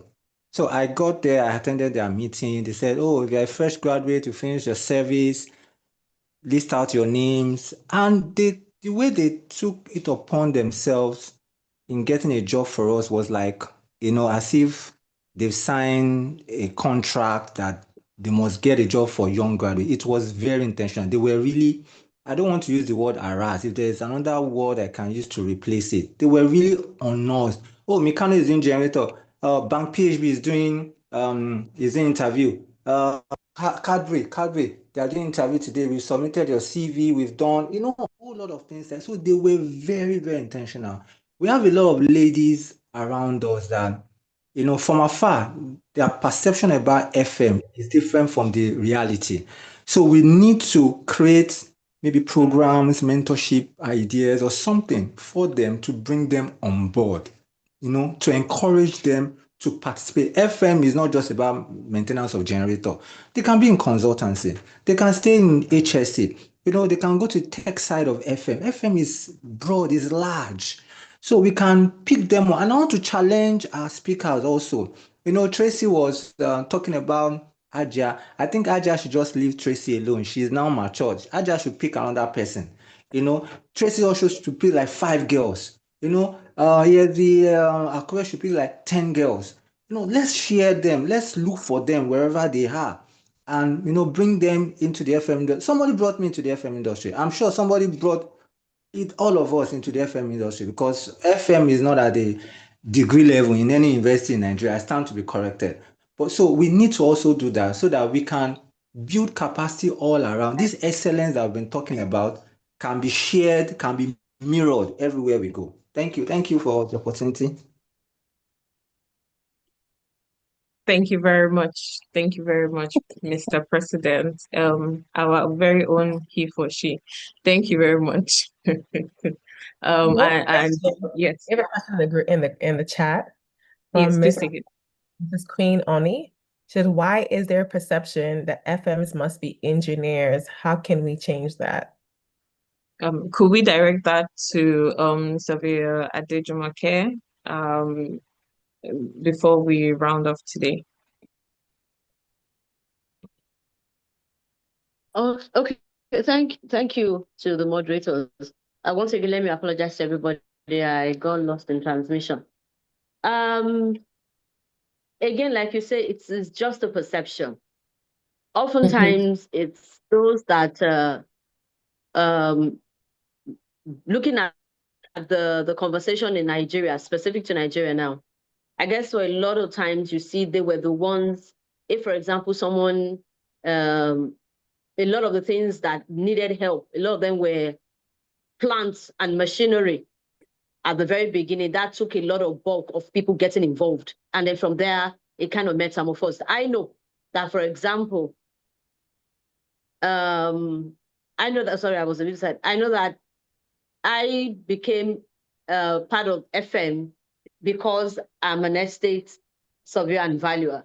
And so we have this larger umbrella of property management, and from property management, which is strategic, because then it has capital asset valuation and all of those things. And then FM, even though it wasn't called that at that time, was part of what we were doing. But then as FM became started going through IFMA and now AFMPN and all of that, it made it seem as if it was a technical profession. Meanwhile, there's soft part of facility management, like I think it was Alice that mentioned, there's the hard part. So it is again just a perception, and the only way it does not become reality is when people like you and I stop standing by the edge of the river and dare to put your feet in and roll up your sleeves and get in. And like they've said earlier, not assuming that anybody's going to make a seat for you. They said if they don't give you a seat at the table, you come with your own chair. You have to have, there must be, you see, like what they've been saying, it's value that attracts attention. There must be something that I find valuable in what you're giving that would draw me to you. You can't just say, give 5% space to women. You must be so valuable that they cannot have that conversation without you sitting there.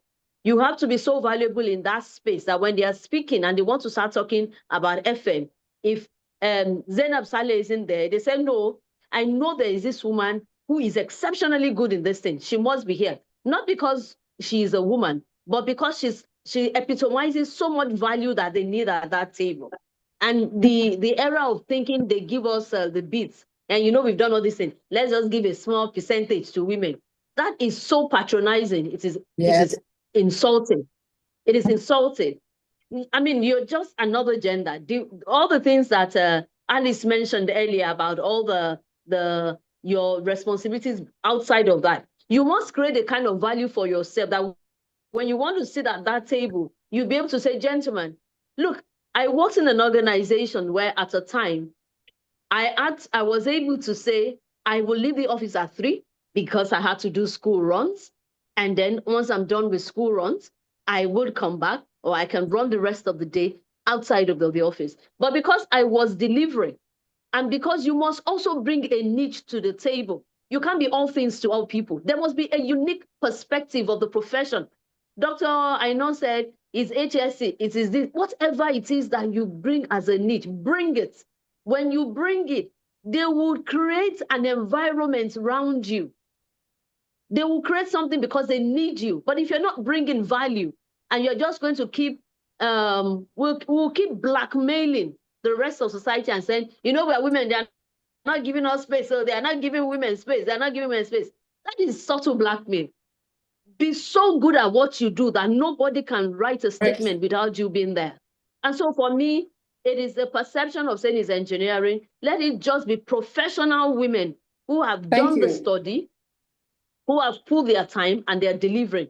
Thank you very much. Well said. I agree with you. We have to remove ourselves from this narrative of where you're always saying that, oh, you're going to give 5% to women. I agree with you. It's very, what do you call it? Just be competent and professional at what you do, and you'll be taken. And that is why I continue to allude to that. Just do well. You don't have to be giving something on a platter, if you know what I mean. Entitlement. Yes. Yes, exactly. But again, some will come to you and say that they have, but some will say that the environmental factors around some of women and all of those things. I mean, I know that some of the battles, I love the picture. Alice was sitting behind a screen. I don't know who that woman is, but she must mean something that when Alice chose her specifically. Yes, I know intentionally that sat here. Yes. I intentionally, because she's the first female vice chancellor of the University of London. Fantastic.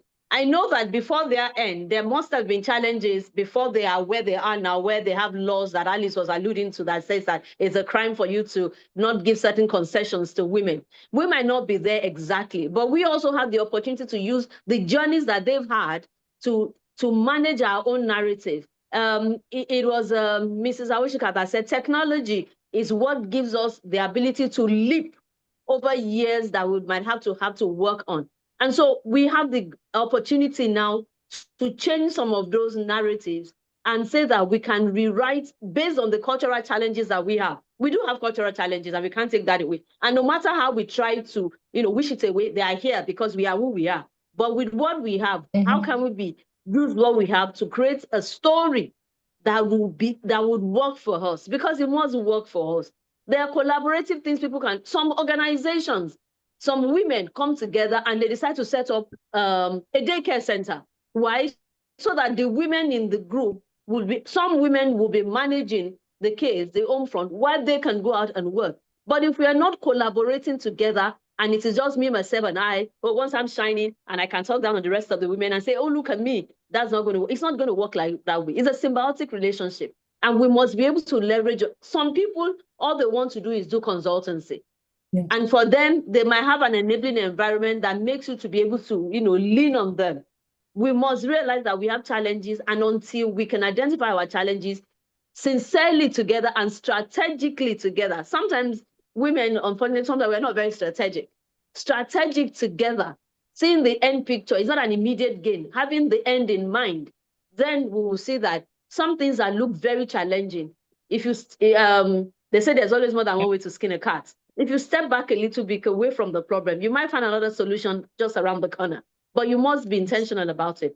And that for me, if anything else I've said today, my takeaway is intentionality. Thank you very much. Thank you. Thank you very much to all our speakers.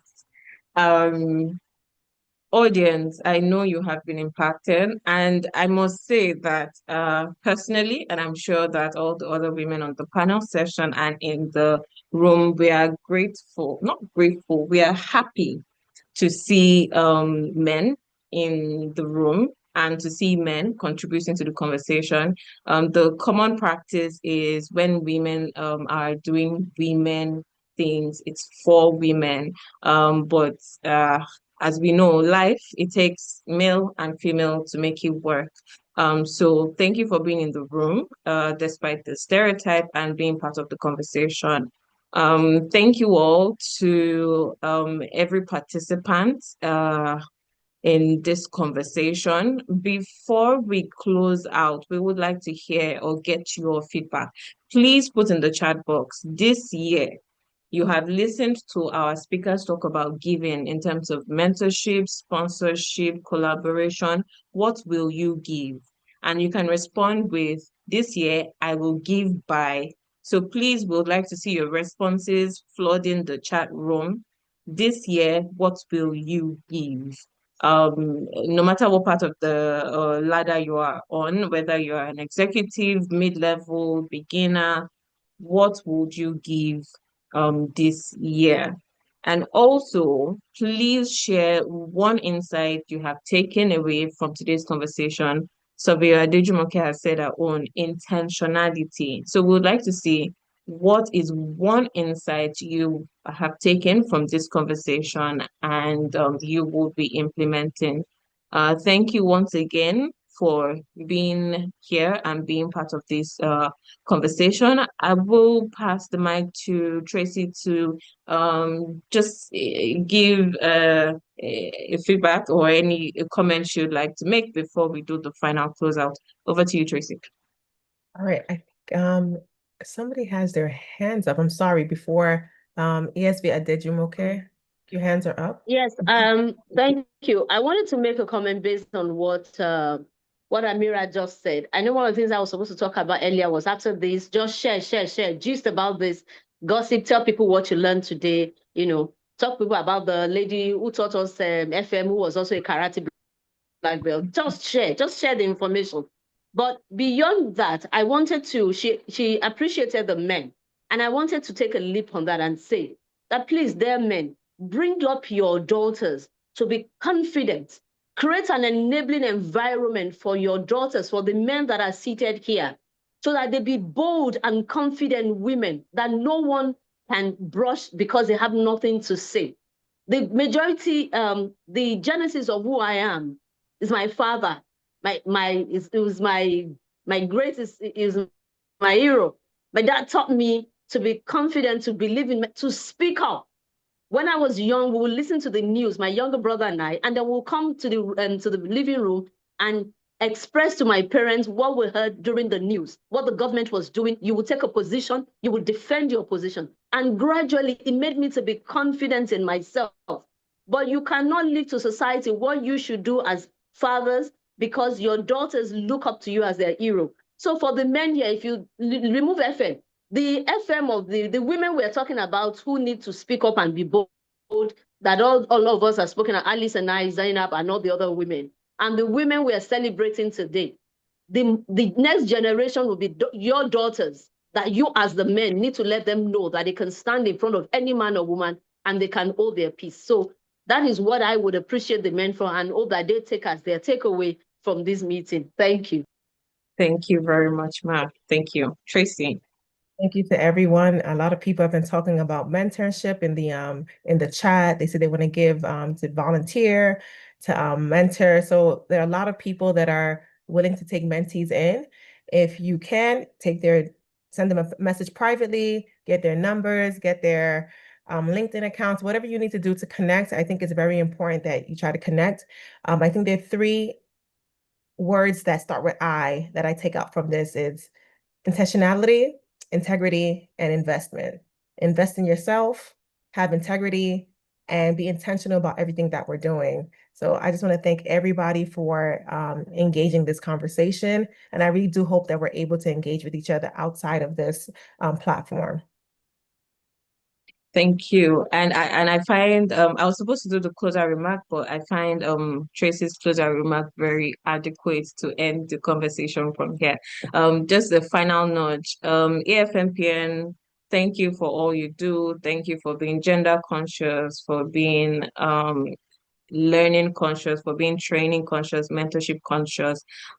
This is a call that as part of the structure, part of the system, let's consider mentoring and mentorship. Let's pair people up. Let's pair senior executives with younger members intentionally. It should be a whole, body to be implemented like we have preached today. AFMPN should give to gain by mentoring the next generation of executives in the FM space. So thank you, everyone. Thank you for participating. And it has been a pleasure from myself, Amira Hassan, and Tracy Jaja moderating the conversation today. I have indeed I've had fun having this conversation with everybody.